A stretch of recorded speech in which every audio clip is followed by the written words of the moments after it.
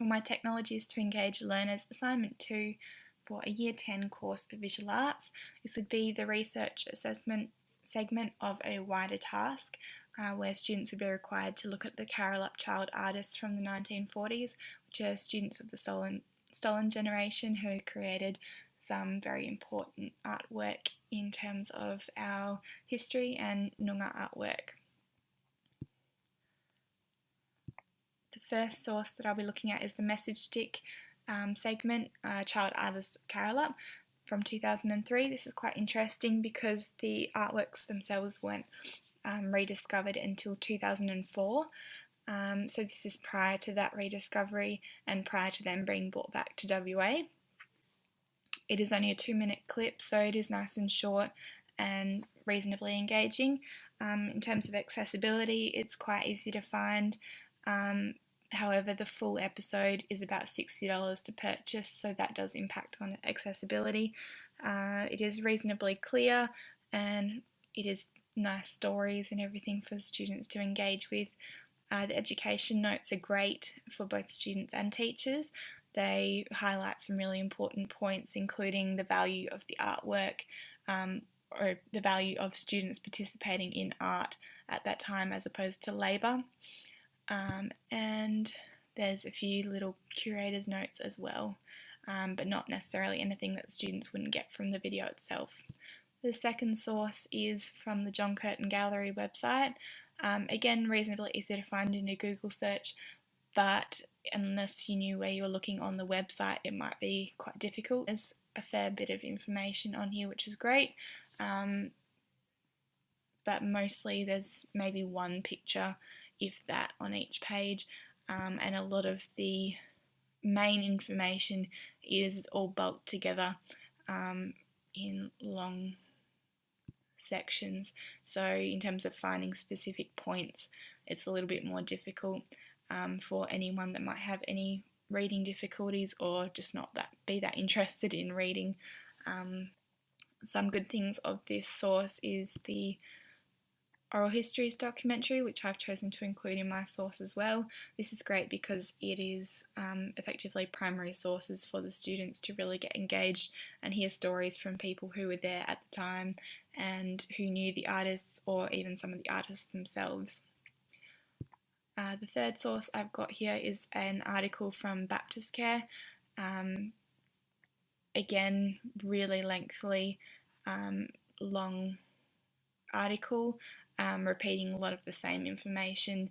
I did find that there was quite a few mistakes, including what the artworks themselves are made out of, so that's not particularly good, but otherwise it's reasonably clear to read, simple language for Year 10 level, and a lot of information that could be easily connected to the curriculum, however still needing a lot of extra research on the students' part if they were to use this source. Now, my website that I have created is a Weebly website, so this is the home page here. I basically tried to keep a lot of the information down to small paragraphs and to segment it up so that it's a little bit easier for students to find the information that they need, and also just to be able to take that information in.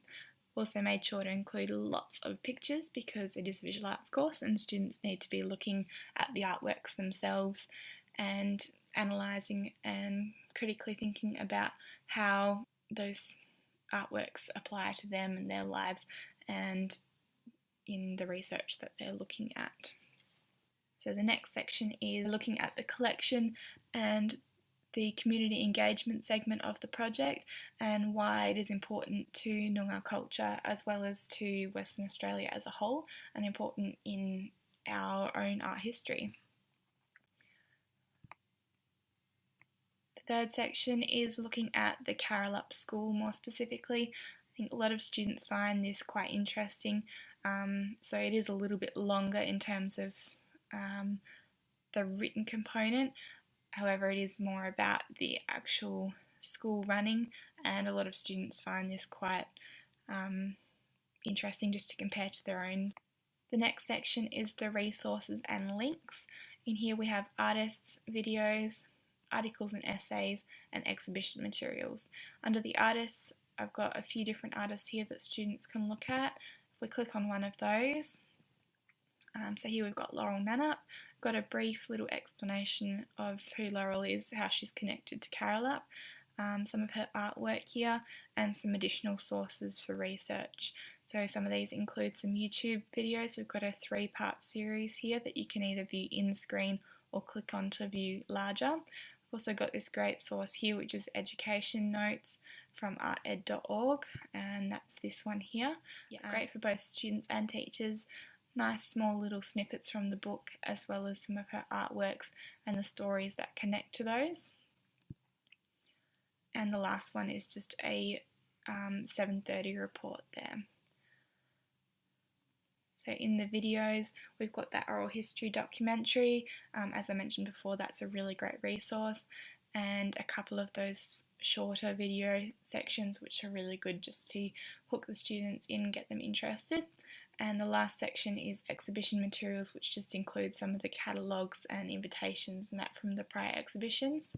And the last section we've got is the activities and curriculum. So in this section, the curriculum links here, so we've got those 2 curriculum links, and also looking at the cross-curricular priorities of personal and social capabilities, as well as Aboriginal and Torres Strait Islander histories and cultures.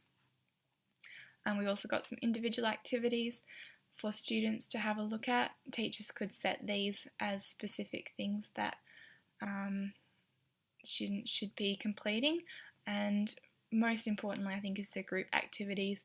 We've got some prompting material, as well as some questions and things like that for students to be engaging with before, during and after their research. And that's everything. So basically through my resource, I've just tried to really engage with the Younger Porter's 8 Ways of Learning, particularly the non-linear, storytelling and sharing, community links, non-verbal, and symbols and images. A lot of these are discussed in the activities, and also just trying to keep a lot of the information smaller and in small chunks so that students can just get the little bits of information they need, knowing that it's correct as well. That was a big thing. And also in the articles and essays here, we've got lots of additional sources that students can look at, including this essay down the bottom, which is really great. And that's everything.